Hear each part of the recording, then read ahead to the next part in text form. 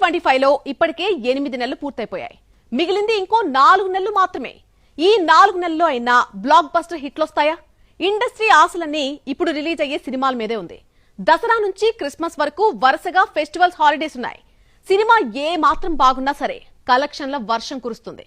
లేదంటే 2025 టాలీవుడ్ కి లాస్ట్ నామ సంవత్సరంగా మిగిలిపోతుంది. సెప్టెంబర్ 5న అనుష్క ఘాటి రిలీజ్ అయ్యి మాస్ ఆడియన్స్ ని ఆకట్టుకుంది.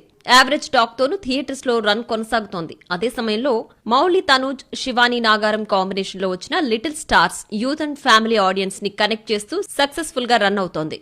ఇక సెప్టెంబర్ 12న Teja Sajja adventure action drama Mirai, Bellamkonda Sai Srinivas Kishkindhapuri ఒక్కో సినిమా ఒక్కో జాన్రాలో బాక్సాఫీస్ రేస్ కి రెడీ అవుతున్నాయి. Power star Pawan Kalyan mass work లో చేస్తున్న సినిమా ఓజీ గ్లిమ్స్ లోనే స్టైల్, యాక్షన్ తో బోల్డ్ ఇంపాక్ట్ క్రియేట్ చేసింది.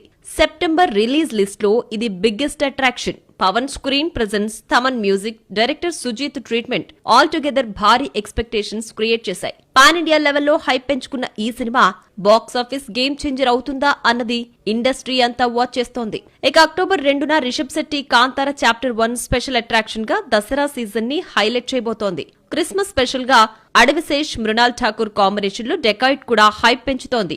మధ్యలో చిన్న సినిమాలున్నా ఫ్యాన్స్ ఎక్స్పెక్టేషన్స్ మాత్రం ఈ 3 బిగ్ మూవీస్ మీదే సెట్ అయ్యాయి. ఇవి బ్లాక్ బస్టర్స్ అయితే 2025కి క్లోజింగ్ హిట్ స్టాంప్ పడుతుంది. లేకపోతే ఈ ఇయర్ టాలీవుడ్ కి నిజంగానే లాస్ నామ సంవత్సరం.